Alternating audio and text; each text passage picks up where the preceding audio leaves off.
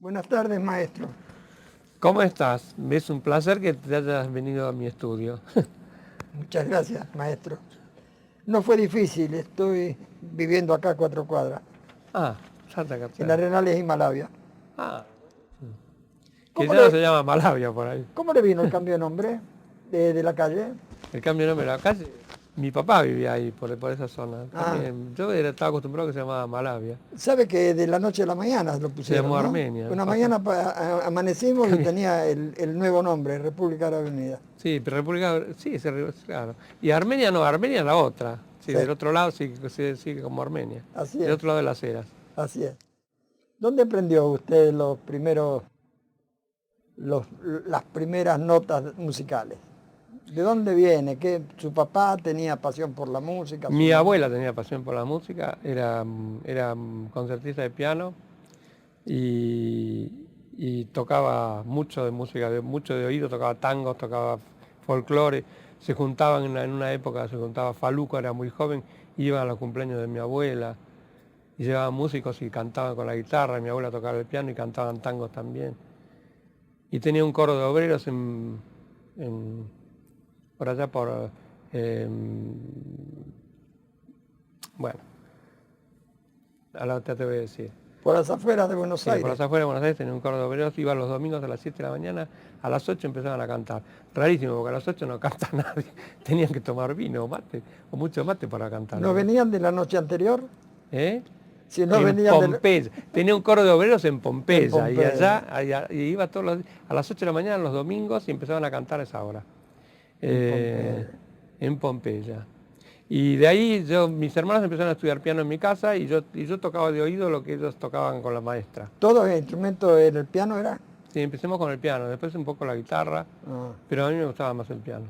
Y ¿Usted agarra la guitarra, la puede hacer sí, sonar? sí, sí, a veces sí, sí. Para cantar zambas, así. Ah, ¿pero prefiere el piano? Para cantar a las chicas en la playa, cuando éramos chicos, éramos Ah. jóvenes.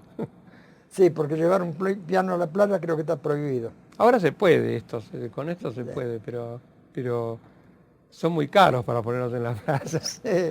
Dígamele, ¿qué porcentaje de sonido natural encuentra usted en estos instrumentos que no son pianos? ¿Cuántos se acercan al piano? El porcentaje de sonido natural se fue acercando a poquito con la historia. Obviamente que los primeros que salieron de esto para allá por los años 69, 70, no tenían sonidos parecidos a los reales, a los pianos verdaderos. De golpe, de a poquito se fueron pareciendo, y se fueron pareciendo algunos a otros instrumentos, y entonces hasta llega un momento en donde hay gente para los que no son idóneos, no reconocen, no se dan cuenta. ¿El sintetizador? Claro, es decir, porque se fueron mejorando los sonidos cada vez más, se fue estudiando los sistemas de ataque de Ajá. la boquilla de los instrumentos, el clarinete, la flauta, y entonces esa manera de ataque le pusieron a las notas, a las teclas, o del arco del violín, y entonces fueron perfeccionando lo que antes era solamente electrónico, en cuando uno le cambia los ataques empieza a parecerse al instrumento, pero no deja de ser un aparato electrónico. Yo les decía, me estaban preguntando en las películas, ¿siempre trabajaste con esto? No, yo al principio, antes, todo esto no lo tenía, era mi casa, el piano y la partitura y una mesa de juego y el lápiz y papel, y ahí eran todas las películas. Y las películas no me daban el video, cuando dice Juan Moreira, o cuando dice La Mari, o cuando dice Señora de Nadie tampoco, no me daban videos. Yo iba y medía y traía en un cuaderno escrito todo lo que pasaba en la película ¿Cómo suele trabajar la música usted con los directores? ¿Directamente se le entrega o va haciendo pautas previas de frases, posibilidades? Sí, hay que acercarse al director, y hay que acercarse a la luz, y hay que acercarse a los Los actores. directores, por lo general, ¿saben música? Muchos no, la mayoría no. ¿Y lo dicen? Otros no saben música y tampoco saben explicar lo que quieren. No saben comparar con otras cosas. En algunos casos hay algunos, tipo Leonardo Fabio, que sí, él tenía mucha idea de lo que quería. O María Luisa Benber sabía bien lo que necesitaba y lo que quería, o porque desde chiquitita lo único que hacía, había escuchado música, de todo tipo de música. Y Leonardo le encantaba la ópera y le encantaba Carmina Burano y todas esas cosas así, también incluso como más contemporáneas, y era un fanático. Entonces, no era, porque era. Mm, Y entonces él sabía lo que quería y sabía por dónde pasaba lo que quería.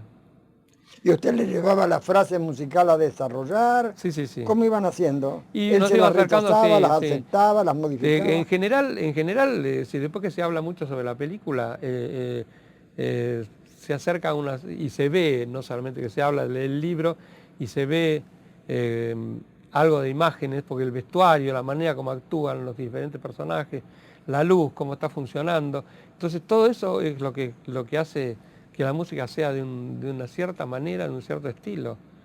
Eh, hay que, hay que meterse entre medio del aire de la película con la música para no arruinar la película.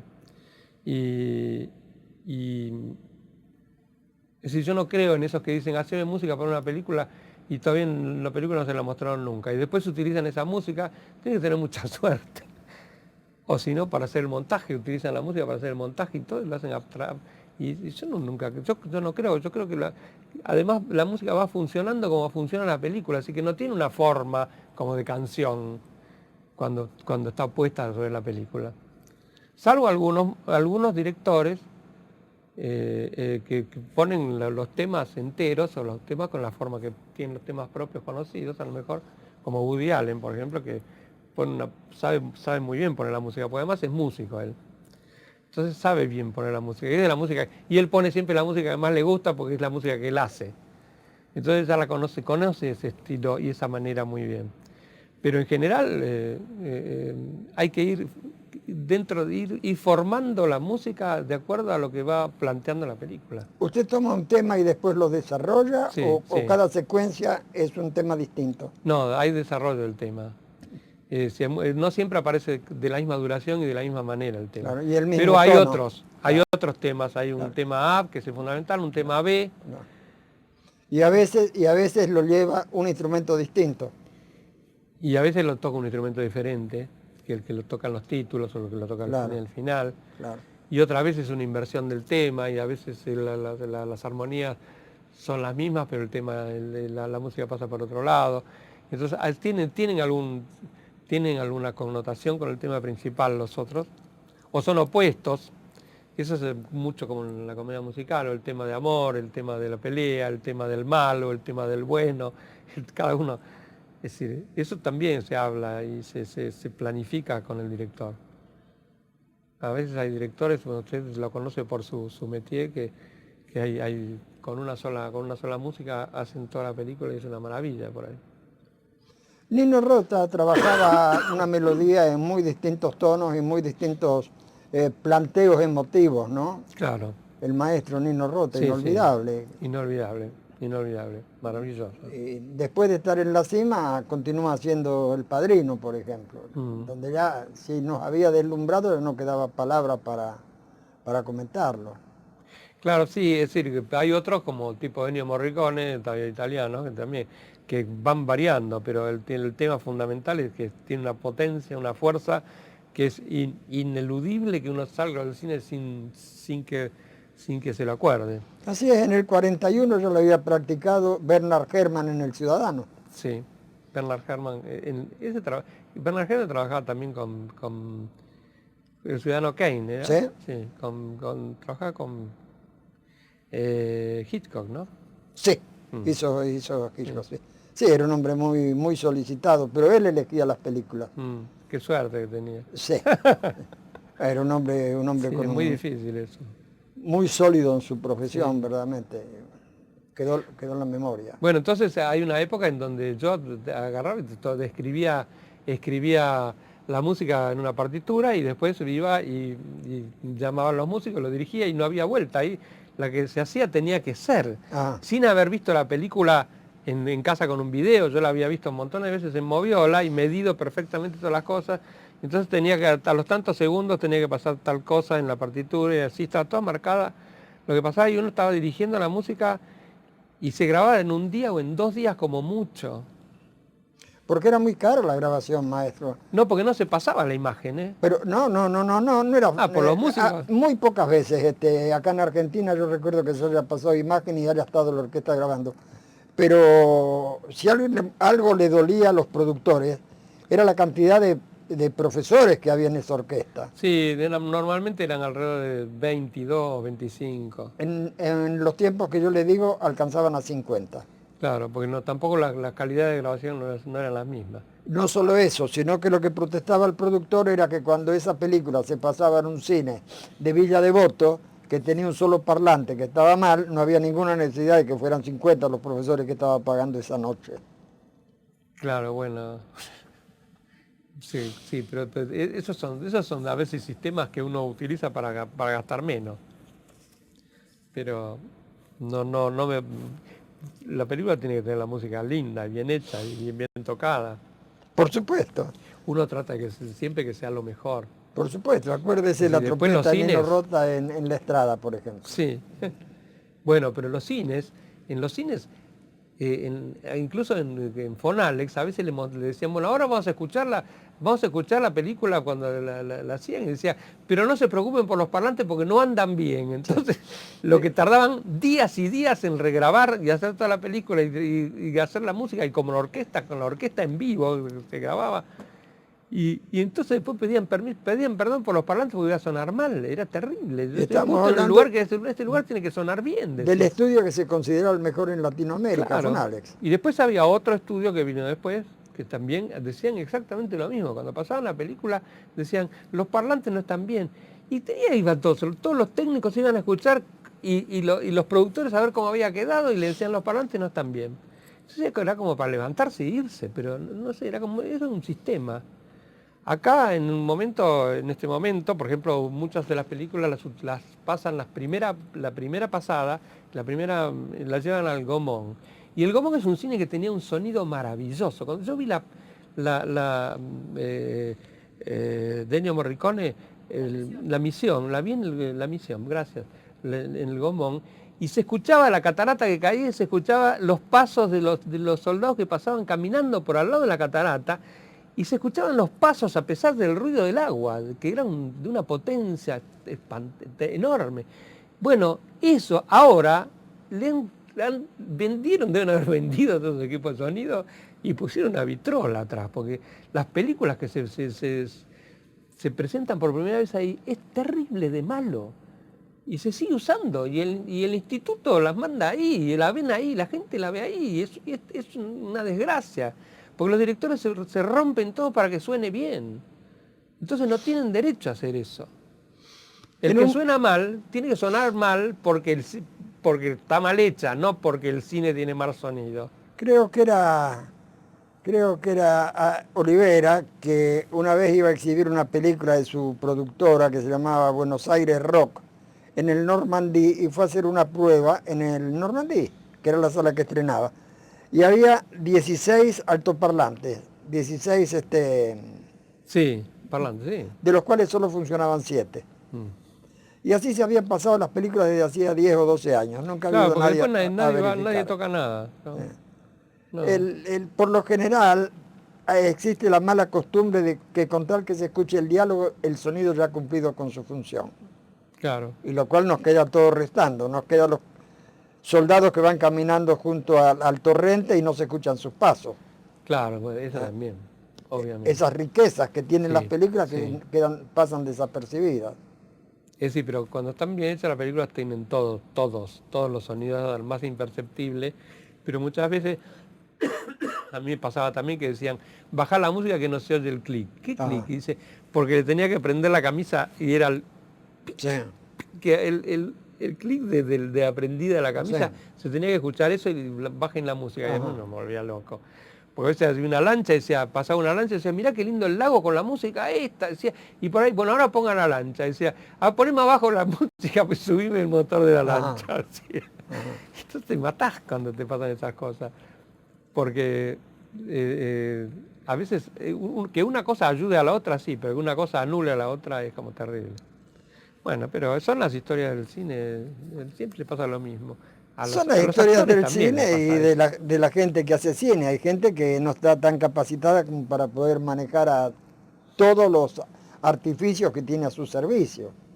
Y no se da cuenta que el sonido es uno de los principales, pero también tiene que advertir eso. Son los viejos conceptos.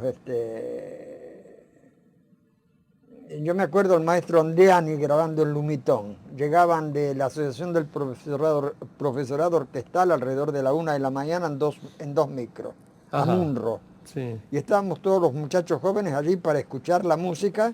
Bueno, número 34, dan Sí. vuelta las partituras, y pensamos entre nosotros, este es para el momento que Roberto Escalada va subiendo la escalera despacito y qué sé yo. Y hablábamos con alguien allí de los ayudantes más importantes, nos decían, sí, es ese Mm. momento.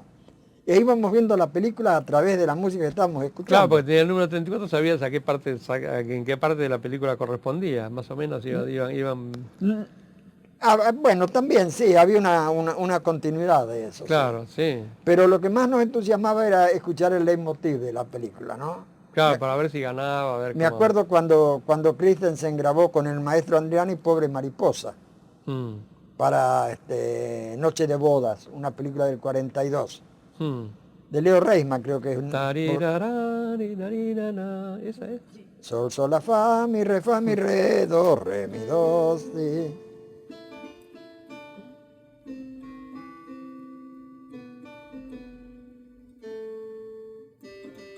Por ahí pasaba, ¿no? Sol, fa, do, re, Sí. mi, la, ra, ri. Tiratatarí. Una de las grandes melodías del cine norteamericano. Y era un placer para nosotros escuchar eso. Y la película después ya quedaba, la silbábamos, la cantábamos en el estudio durante mucho tiempo después. Yo le Claro, doy una porque importancia fundamental a la música en la película. Fundamental. Y sí, hay eso, directores que a mí me pasó en algunas cosas con María Luisa, que María Luisa le encantaba la música, porque yo le hice música casi todas menos la última, que es la última película que ella trabajó con músico italiano. Pero las otras las hice todas yo. Y le gustaba lo que yo hacía, pero ella en general quería que la música estuviese muy bajita. Y una vez vino un productor francés para Yo la peor de todas y dice, ¿cuál es el tema? En Camila se usó mucho el tema, porque era una película por ahí especial para eso.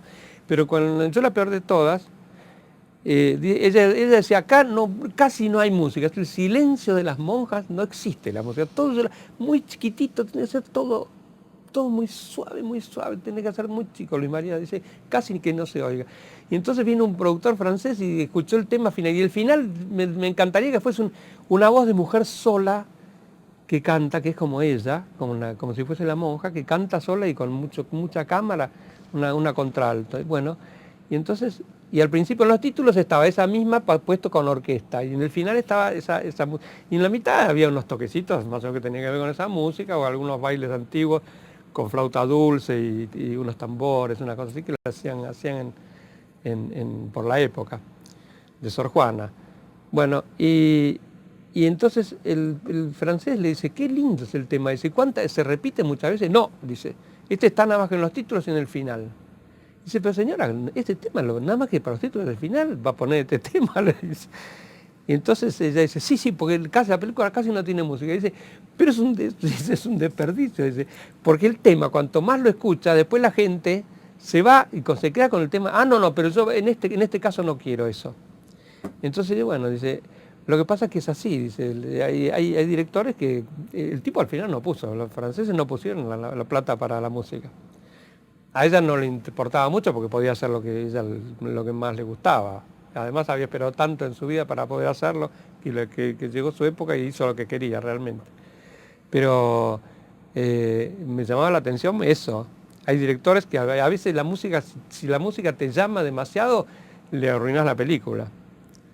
Quiere que pase lo más desapercibida posible, en muchos hay casos. tendencias, le diré, ¿no? Porque Algunos, ¿eh? cuando se hace el tercer hombre, Sí. ahí tenemos una particularidad. Este, Y es tan pegadiza que no. Sí, ¿Cómo? es tan pegadiza que es inolvidable. Y además tenga en cuenta usted que la realza en imagen, porque el fondo de títulos son las cuerdas de la cítara. Mm, Fondo de títulos, los títulos aparecen sobre una cítara que está vibrando las notas del tercer hombre. ¿cómo se llama? Las cuerdas. Las cuerdas. Las cuerdas. Y después todo el mundo la silbaba, la cantaba, la recordaba, ¿no? Mm. Y esa música daba una expectativa tenebrosa, angustiante, que... según cómo estaba orquestada, como claro, estaba puesta. como la acentuaba, ¿no? Pero era esa, ¿no? Sol, solá, solá, solá, sol, solá, solá. Todo. La, si, la, si, la, si, la, solá, solá. Yo estoy tocando en mi guitarra. Pues,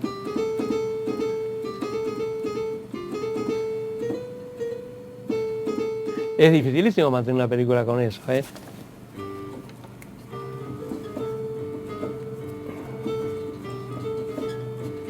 Y la hicieron.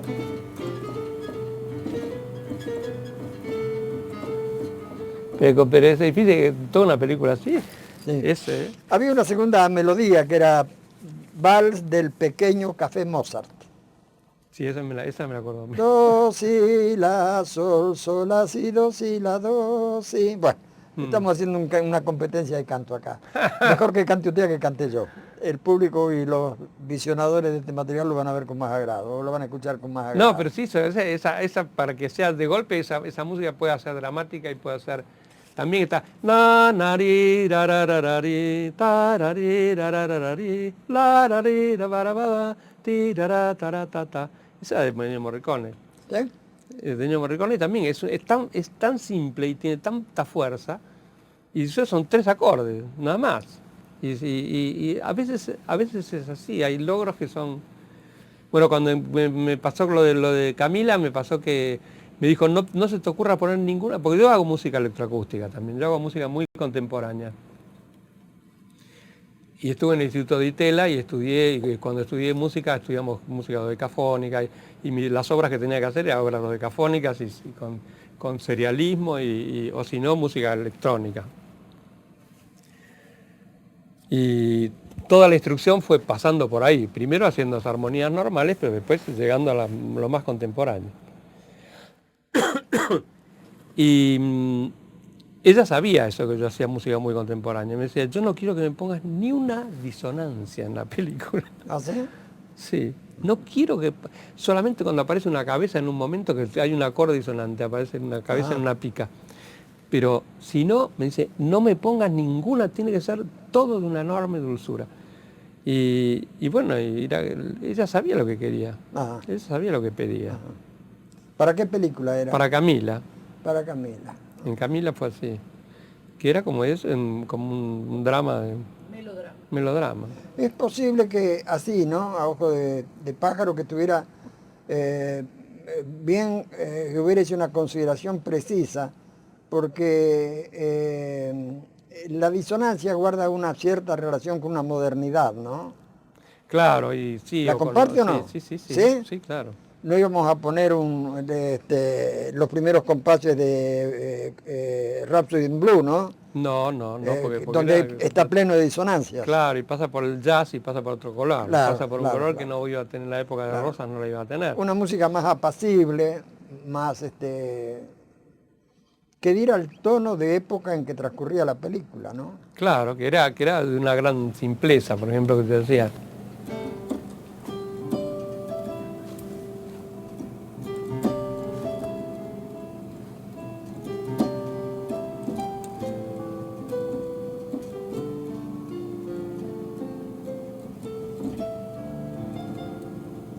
Repite.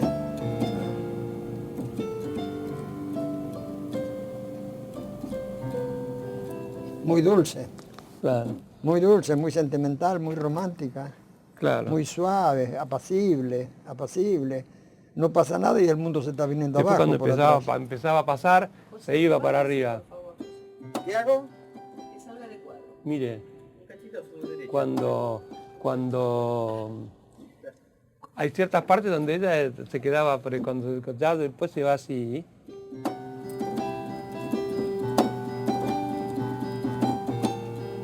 Claro. Empieza la ansiedad. Y después se mantiene.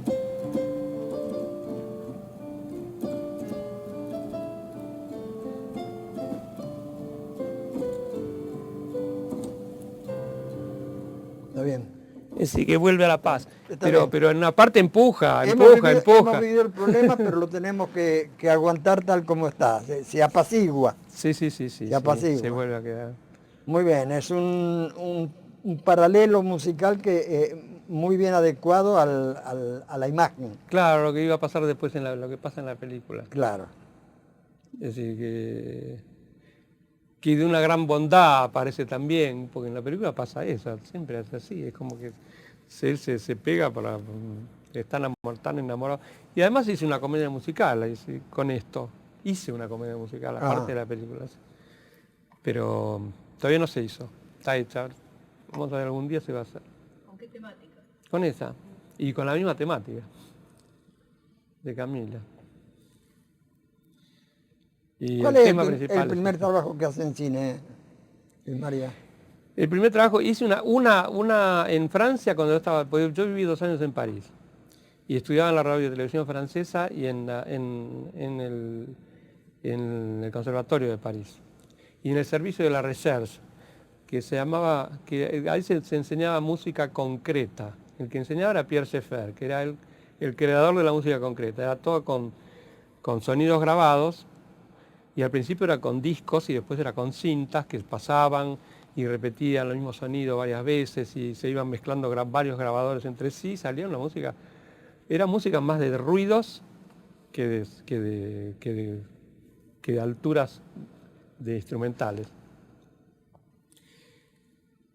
Bueno, y allá trabajé en una película, también en una película, en un documental sobre pájaros también, sobre esa manera muy contemporánea de pensar las cosas. ¿Qué año era?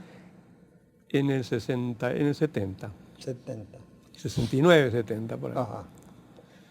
Y después cuando vine para acá, cuando vine a Argentina, es decir, empezaba lo que no se pedía, la música contemporánea no la quiere, nadie quería, todo lo que yo había estudiado era como demasiado lejos. Pero yo cuando era chico hacía boleros, hacíamos cosas, zambas, chachachás, cosas para gustar a las chicas.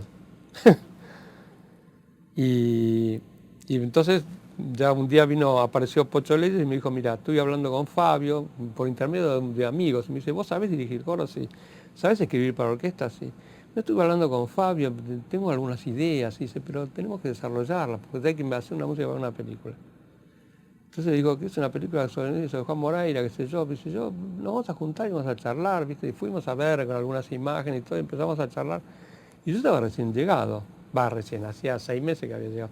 Por al principio trabajaba en una editorial y yo hacía arreglos musicales para una editorial religiosa que cantaban cosas religiosas y todo, y yo iba y grababa las músicas. Entonces ahí tuve la cancha de empezar a grabar y de poner en un estudio de grabaciones y tocar con buenos guitarristas, buenos bajistas, buenos bateristas. Y yo le llevaba todo escrito y sonaba bien. Entonces después, como yo dirigía coro, porque le ayudaba al padre Segade con el coro de la misa criolla, el coro no de la misa criolla, el coro que después fue de la misa criolla del Socorro, de la iglesia del Socorro, y el padre a veces me decía, Luis, hoy ensayame vos, él después llegaba un poco más tarde, yo ensayaba en unas partes del coro, Palestrina, Bach, Victoria, hacíamos diferentes cosas muy antiguas. Y entonces a eso me permitía dirigir también. Decir que cuando Fabio me dice, ¿vos sabés dirigir orquesta? Sí, le digo. Y después me decía, ¿yo sabré dirigir orquesta? Me decía, sí, tengo que saber. Además, tengo que decir que sí, porque si no hago la película, no trabajamos. ¿Y sabés orquestar? Sí. ¿Dirigís coros también? Sí. ¡Oh, qué bueno! Entonces sí, vamos a trabajar.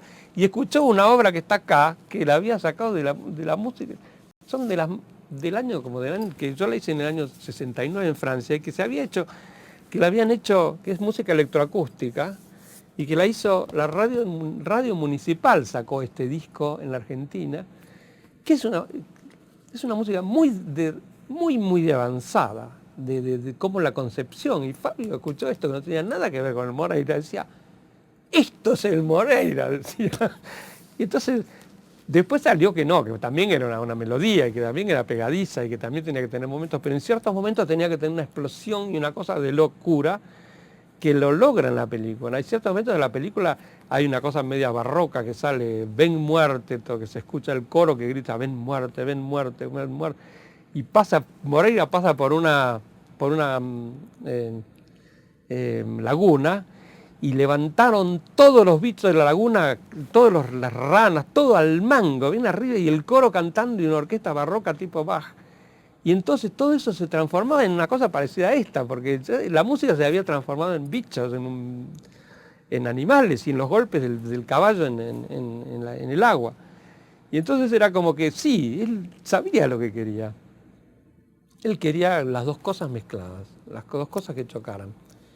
Y ahora cuando hicimos el ballet ahora de Juan Moreira, que hicimos un ballet que se estrenó en el mes de febrero, también hay montones de lugares donde hay unos choques muy duros, de cosas muy contemporáneas con la música de Moreira. Y tuvo un éxito terrible. La gente se volvió loca, igual que en la película, les encantaba. Y si también la están haciendo por el interior, y también parece que me habla Margarita Fernández, que es la coreógrafa, y que es una divina, que además hace unas coreografías espectaculares, que es la primera vez que veo ballet folclórico que baile, porque bailan, es una mezcla del ballet del Teatro San Martín, porque tiene una técnica muy contemporánea, y folclore. Pero entonces el ballet a mí me pasa, que esto me van a criticar, pero yo soy amigo de mucho del Teatro San Martín, pero en la música del ballet contemporáneo no llevan el ritmo de la música, aunque atrás pongan una música, chon, chon, chon, chon, chon, no hacen así, nadie hace ese ritmo. Tratan de evitarlo, como nosotros en la música muy contemporánea. Bueno, pero por ejemplo, cuando en este ballet hacen muchos movimientos del ballet contemporáneo, no solamente el folclore como una zambita, no, hacen movimientos de ballet muy contemporáneo y a la vez tienen el ritmo de la música. Eso es lo más difícil de lograr, las dos cosas que se logran justamente en esta obra. Perdón. Atienda. No voy a atender. Bueno. Te lo voy a pagar. Estoy tratando de apagar, pero no apagar. Paramos un segundito, toma. Estoy grabando. Terminamos con Fabio. Claro, terminamos con Fabio. Con Fabio, pero no terminamos del todo.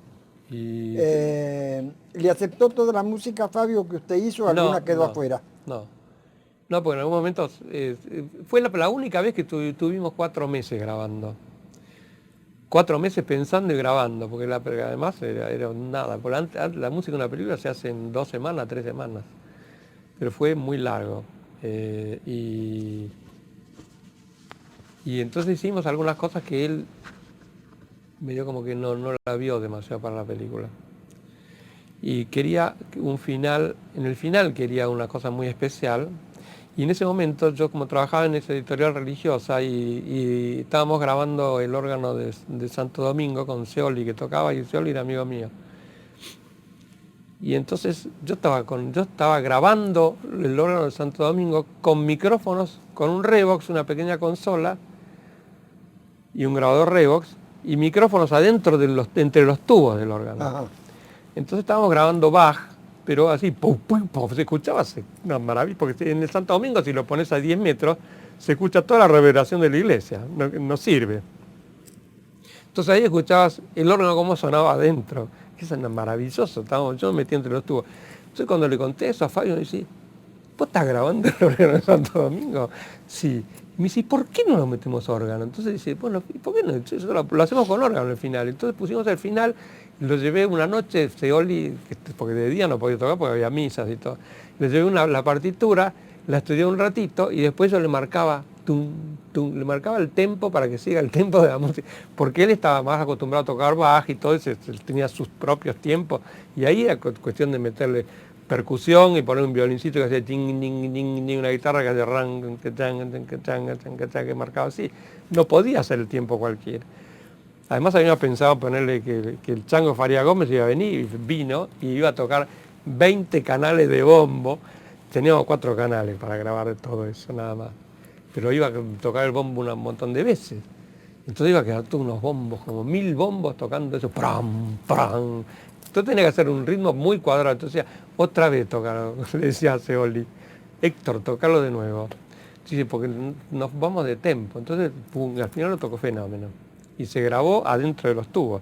Cuando volvimos, lo tiramos en Fonales, la grabación, Fabio escuchaba y decía, no, pues es una maravilla. Esto es mucho mejor que una orquesta sinfónica. Claro, Moreira se va a morir, te ponen el órgano, una cosa que parece se te viene la iglesia encima. Y además un coro, y el coro estaba a varias voces, porque en varios lugares canta varias voces el coro. En otros rezan y hacen unas músicas de fondo. Era un coro de música contemporánea, que lo dirigía Jorge Armesto. Todos leían música, perfecto. Entonces, cuando le llevamos el coro cantaba una vez, 2 veces, 3 veces, y viste, y Fabio decía, no, todavía no, dice, y el coro está otra vez, no, pasamos, no, pero otra vez no, pero no está muy bien afinado, decía, porque no sale, estaban todos cansados, y digo, ¿sabes? Vamos a hacer una cosa, le digo, vamos a cantar todo al unísono.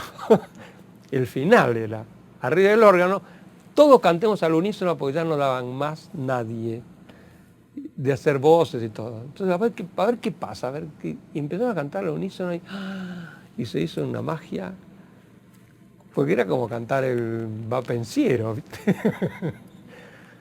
Claro, porque todos cantando lo mismo, salvo cierta parte que cantan que el va pensiero es así, ¿viste? Entonces era como una potencia, tenía infernal. Entonces Fabio dice, este es el final, dice. Este es el final de la película. Dice. Y así quedó. Porque entonces hay mucha gente que dice, dale, pero ¿qué vas a hacer? El final, un coro bárbaro que puede cantar como que el Ben Muerte que canta, que es un buenísimo, y vos lo pones que canta el unísono. Y loco, pero la película necesita una cosa así, que quiere decir, estamos trabajando para que la película funcione. No para que hagamos nada más que lo que nos gusta a nosotros, o que lo preferiríamos hacer nosotros.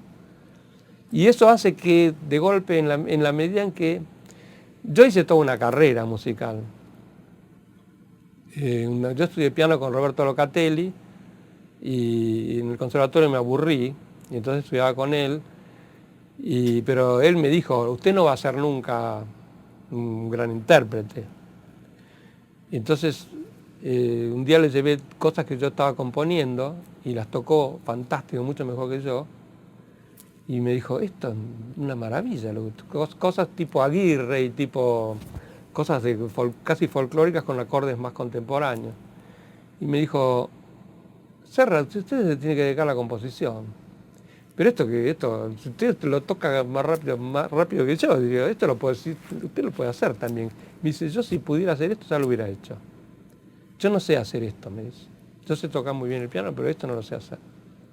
Usted se tendría que dedicar, ¿por qué no se dedica a la composición? Como diciéndome, tómatela, no me jodas más con Beethoven o cosas así, agarrar y hacer lo que vos sabés hacer, que te pasa por acá. Así como le dijo Nadia Boulanger a Piazzolla. Piazzolla le mostraba todo, también las cosas que había estudiado con Ginastera. Yo también estudié con Ginastera, pero las cosas que había estudiado, y un día le dice, a ver, toque, y se puso a tocar el bandoneón, y dice, usted tiene que hacer eso, le dijo a Nadia Boulanger, que era la mejor profesora de compositores de Francia. A Piazzolla. Y bueno, y mi profesor me dijo esto, que era un gran músico él. Y entonces empecé a componer y a estudiar composición. Yo estaba estudiando odontología y digo, voy a estudiar música porque se abre en la Facultad de Música la carrera de composición. Y papá casi me mata. No, estás estudiando, hace como 4 años que estás en odontología, ¿qué vas a dejar por la música? Sí, yo quiero dejar. Y entré en la Universidad Católica, estudié con Ginastera, con Gandini, con Francisco Krefeld, en algunas cosas con Camaño, orquestación, con los mejores, porque se pusieron los mejores, de golpe tuve la suerte de que estaban los mejores ahí. Y que el profesor que te agarraba, te tomaba hasta 5.º año, todos los años estabas con el mismo maestro, no te cambiabas, así que yo estudié todo con Ginastera, y con Gandini, y con Camaño. Y entonces después salió la beca del Di Tella y me presenté a la beca del Di Tella y bueno, el director del Di Tella era Ginastera, entonces ya sabía cómo componía yo y me dijo, sí, venía al Instituto Di Tella. Y en el Instituto Di Tella seguimos y vino Luigi Nono, vino Roberto Ramati, vino Usachevsky, vino otro montón de compositores de Europa que nos enseñaban. Y entonces todo eso, después yo me saqué la beca a Francia y fui a estudiar música electrónica, música concreta a Francia y después cuando volví, el primer trabajo que teníamos que hacer, sabíamos sintetizadores, sabíamos grabar, sabía de todo, cortar la cinta, mezclar, todo sabía escribir para orquesta y todo. Y vinieron de una publicitaria y pusimos un estudio más importante que este con un amigo. Y el primer trabajo era para una revista, una agencia de publicidad que decía, tenés que hacer una cancha de fútbol que haga ya, ya. Y el tipo cuando se fue, le dijimos que sí, que lo íbamos a hacer. Y nos pusimos a llorar, a llorar. Todo lo que habíamos estudiado tantos años y tenías que hacer como si fuese una cancha de fútbol que decía ya para vender la revista ya. Y con eso te pagaban. Y claro, empezamos y había 2 canales nomás. O sea, entonces tenía que hacer, grabarse ya y después pasarlo otra vez y otra vez y otra vez y después ponerle cámara y otra vez y un montón de veces. Y le entregamos una cosa que la pasaba por radio y vendió la revista. Pero a veces te pasaste de mambo, ¿viste? Es decir, aprendés un montón de cosas que después para aplicarlas nadie quiere lo que vos aprendiste. ¿Eh? Y los costos.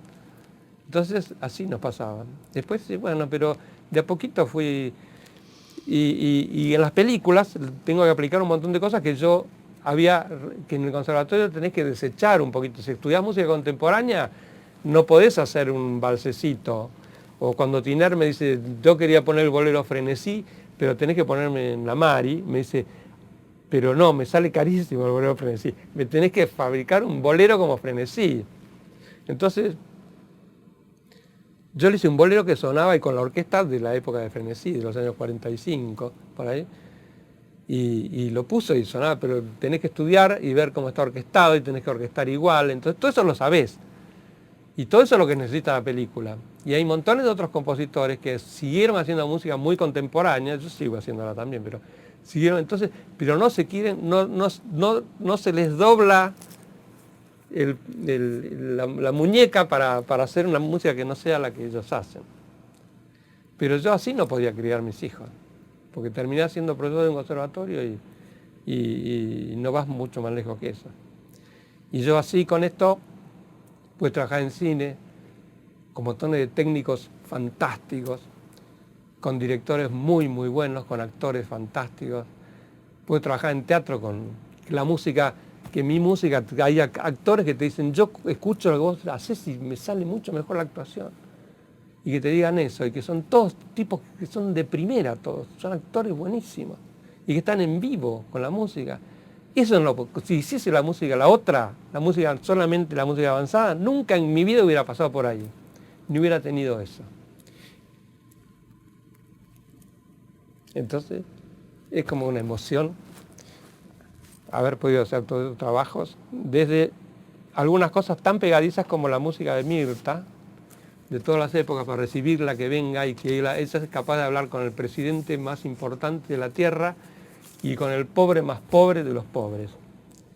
Entonces tiene un rango de Mirta, de aceptación y esa de acomodación de las cosas que está hablando, que para mí de haber trabajado con Mirta es como un enorme orgullo, un honor, porque con esta música, con los 30 años haciendo la música de ella, hasta todos los mejores actores que vinieron de Europa, ¿qué presidente? Algún presidente famoso también pasó por ahí, todos los que iban a ser presidentes pasaban por ahí, todos se bañaron con la música mía, durante 30 años, diferentes músicas, pero eran todas, porque Tiner cuando le hice la Mari, me dijo, vos vas a hacer todas las músicas de mis de teatro que haga yo también, porque la música de la Mari es la mejor música que me han hecho para el cine. Entonces, después de todo para Mirta, él me llamó para todo lo de Mirta, lo tenía que trabajar con él. Y de teatro también, hice algunas cosas con él. Pero es realmente como un orgullo. La comedia musical. La comedia musical, también, por otro lado, empezamos a trabajar con Pepe Cibrián. Trabajamos una que se llamaba Aquí no podemos hacerlo, porque Pepito le pasaba y nos pasaba a todos, teníamos montones de ideas, pero que las comedias musicales, lo que había que traer era comedias musicales importadas, porque las de acá no podíamos hacer. Pero en otra época se hicieron montones de cosas de musicales en la Argentina, pero después se tomó todo importado y ya nadie quería escucharlo de acá. Y entonces con Pepe nos encontramos, empezamos a hablar de las cosas, de lo que a ella le gustaba a él, lo que me gustaba a mí. Él me conoció una vez que yo estaba almorzando con Mirta, con la mamá de él. Y después le preguntó, ¿quién era el músico ese que estaba? Dice, Luis María Serra, lo tengo que conocer, dice. Entonces me conoció, nos conocimos, empezamos a charlar. Y la primera obra que hicimos fue con él, Aquí no podemos hacerlo, que fue una de las comedias musicales más rimbombantes de la Argentina en esa época. De acuerdo. Y gran título por lo demás. con también. un gran título, Sí. que era todos se reían porque acá no podemos hacer las Claro. cosas, porque no somos capaces de hacerlas, no tenemos, pues no tenemos ni el lenguaje nos sirve para eso. Claro. Y ensayábamos en la calle Montevideo y Alvear, que en un sótano que tenía la familia Mianovich. Entonces Sandra Mianovich, como ella cantaba también, estaba ahí, estaban Ana María Cores, Sandra Mianovich, Dalma Milevos, Ricky Pascus, un montón, estaban todos que después trabajaron muchos años en comedias. Y entonces nos juntábamos todos ahí abajo y yo les llevaba la música que iba haciendo para cada uno, porque además cada uno tenía su problema y lo presentaba. Entonces tenías que hacer la música a la medida de cada uno de los chicos que iban a actuar. Sí. Entonces la llevaba y la tocaba en el piano y la cantaba, y si no le gustaba la cambiaba un poquito, así, lo llevaba hasta encontrar justo la que necesitaba esa actriz. Y así hicimos Aquí no podemos hacerlo. Y después hicimos otra con la mamá de ella, Las dulces niñas, después hicimos otra que se llama Las invasiones inglesas, que tuvo mucho éxito en el Teatro San Martín. Pero que ocurre en el Teatro San Martín, que son teatros municipales, y a los 4 meses se acabó, y aunque ande bárbaro, y los técnicos decían, que no se vaya, los técnicos del teatro decían, esto tenemos que hacer, decían, esto queremos hacer, decían, porque les encantaba, estaban enamorados, teníamos lleno todo el tiempo. Y bueno, pero el Teatro San Martín se acaba y tiene otra obra contratada y te vas. No es como los teatros, no, los otros teatros. Entonces ya está planificado así. Pero trabajé muy bien con Pepe también, muchos años. Y bueno, fue un placer también, fue un placer. ¿Cómo considera que está el tango hoy día? El tango hizo un empuje enorme, ya sabemos, con Piazzolla, que me pareció... Piazzolla era alumno de Ginastera también, ¿sabías, no? Sí, sí. Un día fue el cumpleaños de Ginastera y venía Piazzolla y fuimos todos al cumpleaños y estaba Piazzolla y la casualidad de que estaba. Y vino, se subió al escenario en el San Martín y le dice, gordo, vení, parate al lado mío que te haces famoso, le decía. A Ginastera le decía, gordo, parate al lado mío que conmigo te vas a hacer famoso. Y bueno, y lo que hizo Piazzolla es realmente una maravilla, como renovó. Y después hay toda una revival del tango anterior, las orquestas de los famosos y todo, que es maravillosa porque son unos músicos, son dioses que tocan el bandoneón, porque son una maravilla, hasta al lado de Leopoldo Federico tocando, es una maravilla verlo como toca. Pero no es lo mismo que tocaba Piazzolla, pero es como revivió y revolucionó y llevó más lejos el tango antiguo, hasta sus últimas consecuencias. Pero lo que hay ahora, que esto, esta nueva de tango, salvo ciertos momentos en general, es como que una especie de repetición tonta de ciertos motivos, de zonas motívicas de tango, o que por ahí ponerse el día que me quiere, aparecen cosas de Gardel que ponen así y lo repiten. Que digamos, bueno, deja de ser bailable, pasa por otro lado la idea, y se repiten y ya esa no estoy con eso, no la va conmigo. ¿Qué cree, que va a desaparecer el tango? No. Se tiene ¿Va a ser otro? se tiene ¿Va que a volver renovar. a ser lo que fue?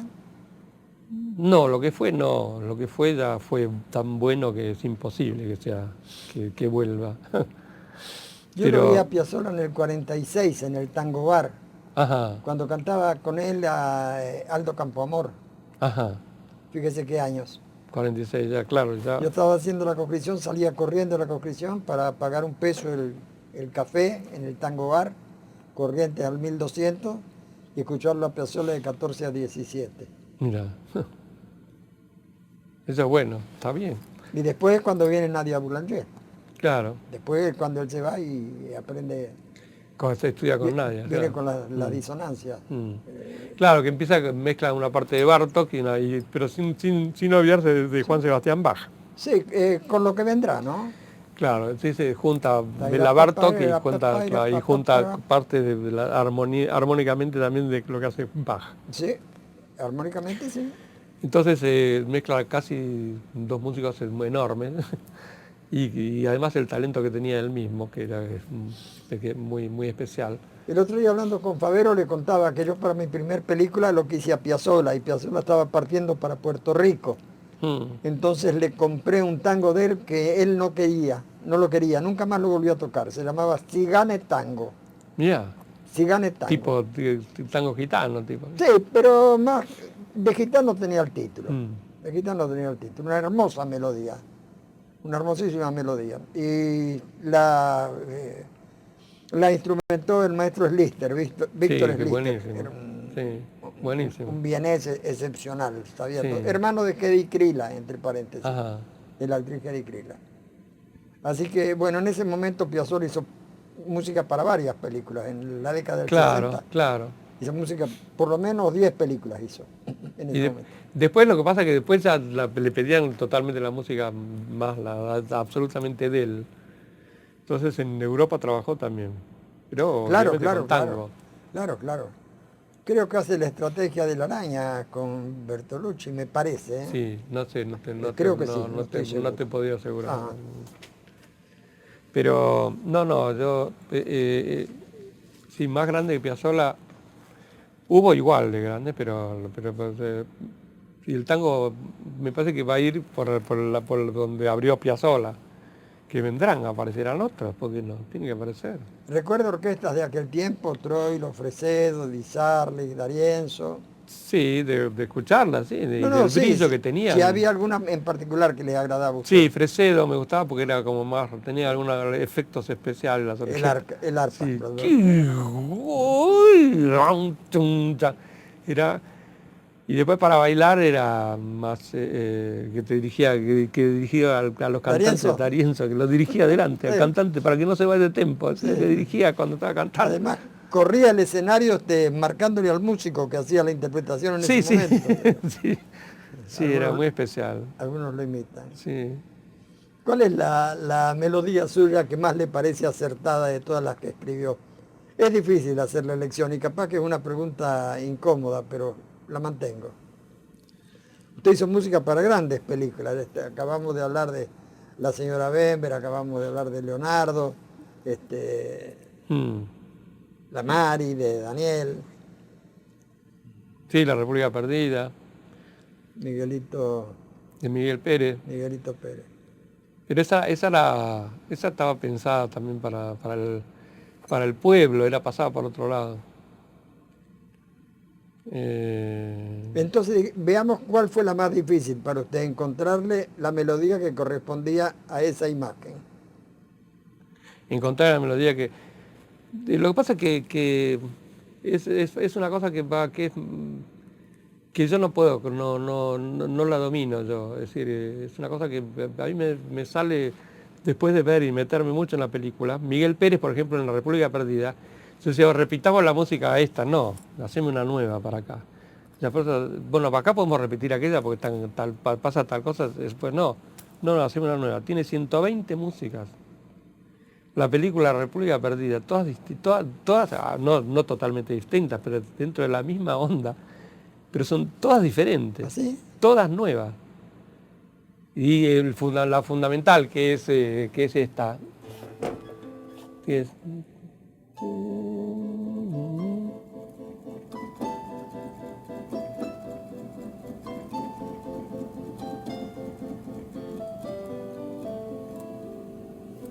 Y después repite, espera que te voy a hacer una cosa, porque si no me limito mucho. Era...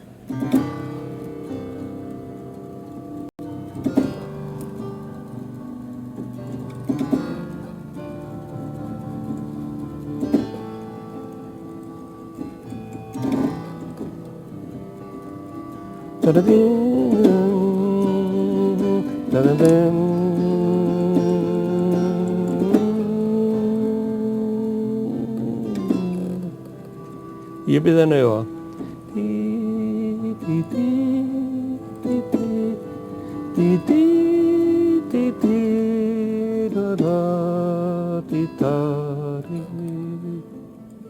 Y tiene la parte muy fuerte, se me cayó algo, no, pero no importa.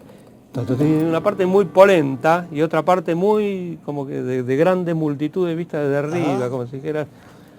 Que estaba pensada para para la Plaza de Mayo llena. Sí. Y yo le puse a mi pueblo la música esa, como un pájaro volando. Y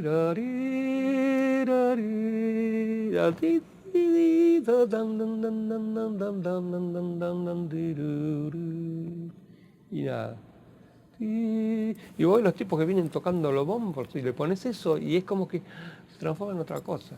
Y en cambio la segunda parte, que es papam, tarán, pero esa película, yo alguna vez lo te iba a tener que decir, ¿cómo no lo voy a decir para Argentores? ¿Cómo es el himno radical? Bam, bam, bam, bam. Es así, adelante, radical, esto.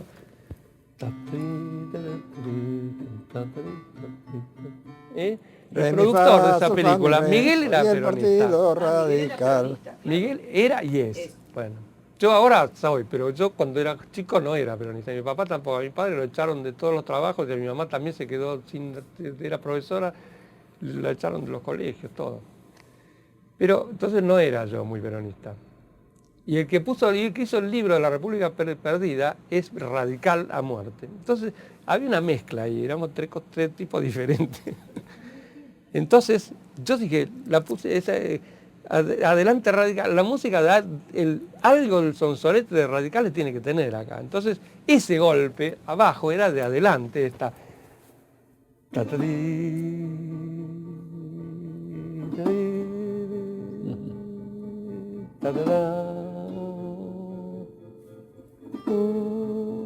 Y yo más adelante, adelante radical.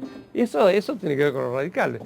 No creo que no se dio cuenta ni siquiera el que ponía la plata que era radical, que eso tiene que ver con el himno, es parecido, le habrá parecido tener algo que ver con, pero es como que me roba a mí mismo al pensamiento, entonces trato de hacer algo que no se ponga tan en evidencia, pero que tenga que ver un poco con la temática. Una reminiscencia. Alguna reminiscencia. Y bueno, y así es como que uno va caminando y va avanzando. El día que hice la música de Mirta Legrand, me dijo la de la emperatriz, la de la trompeta.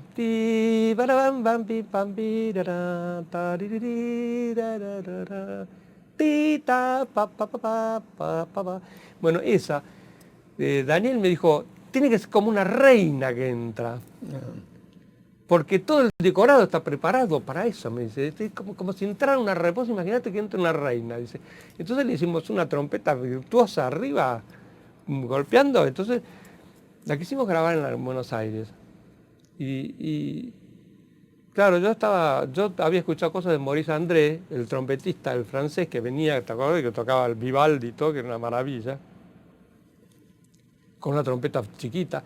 Y escribí eso y se grababa en Odeón, en RCA Víctor, perdón, se grababa en RCA Víctor.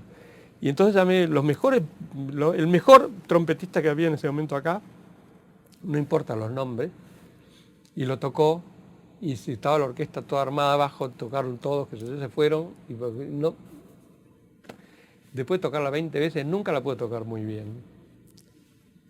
Y se fue y llamamos a otro, el segundo mejor, pero clásico, del Colón. Y la tocó y no la salía. Y dijo, maestro, esto es dificilísimo. Pero no es dificilísimo, esto si la trompeta no, es fácil, están las notas que ustedes pueden tocar. Lo único que tiene que pegar el ritmo exacto y la afinación bien. Maestro, esto es dificilísimo de tocar. Entonces salió un señor que era el productor que iba a hacer el disco y dijo, espera, ¿sabes qué? En ese momento estaba Jean-Claude Borelli triunfando en Francia. Dice, yo se la voy a llevar y vamos a ver si la toca. Dame el arreglo y vamos a ver, y él toca la trompeta.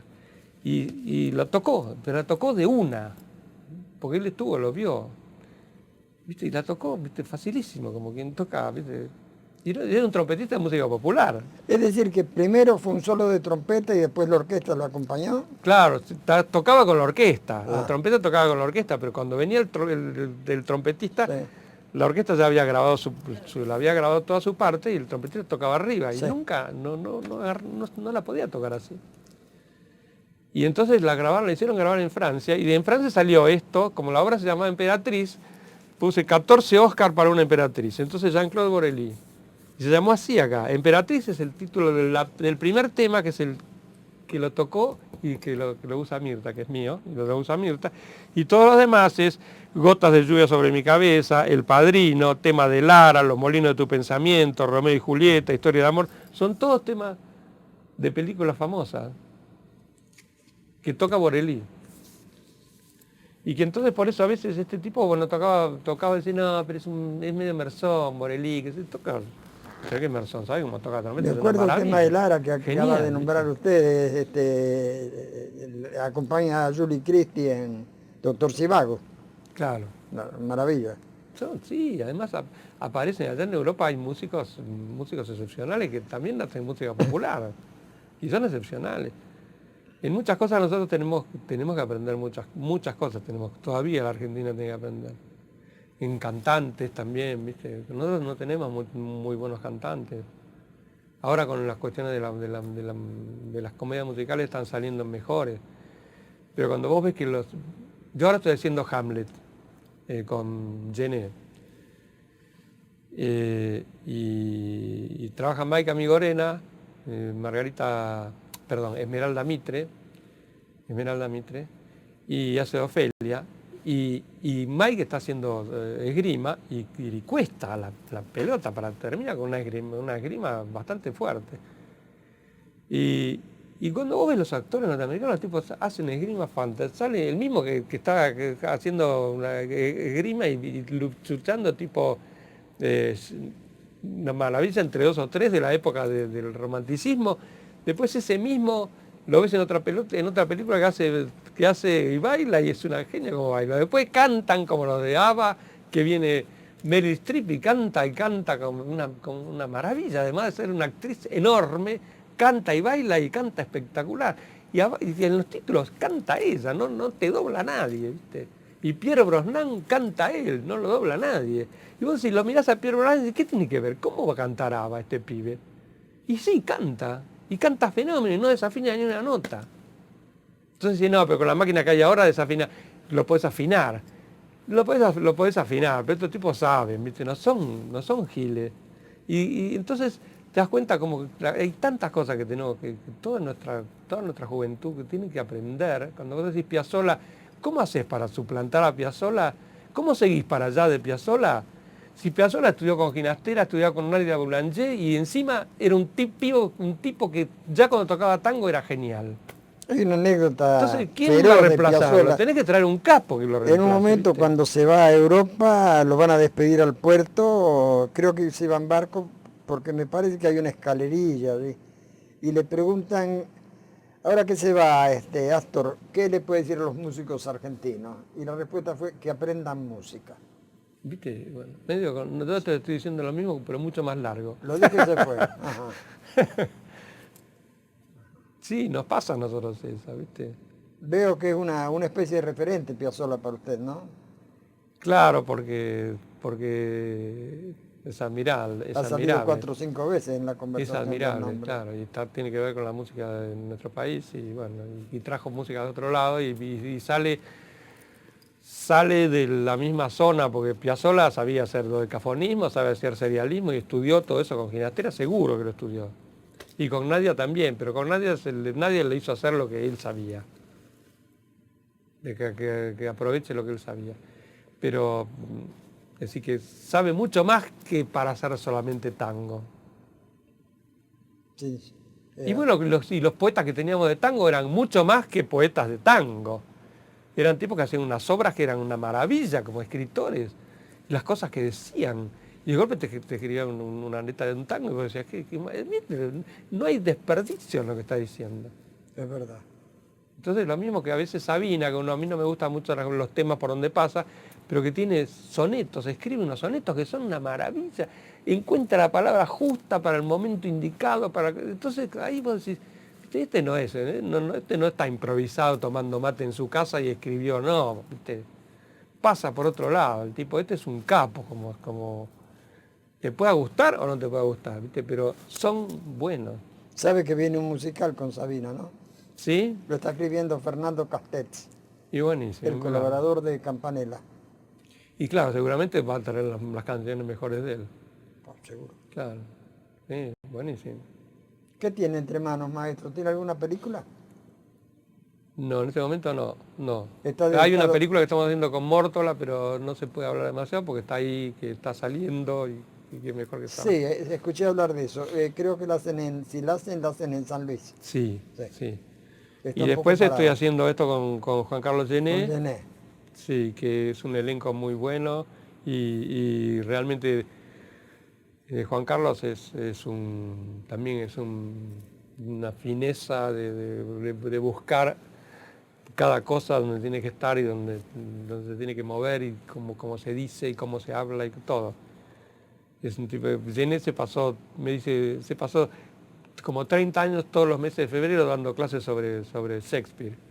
Entonces, qué sé yo, ¿viste? Todos los meses de febrero entero de clases sobre Shakespeare. Entonces, además que es una persona de una gran formación, un gran ímpetu y una gran polenta como director, es decir, además sabe, sí, no dice cualquier cosa y entonces pues, está muy bien.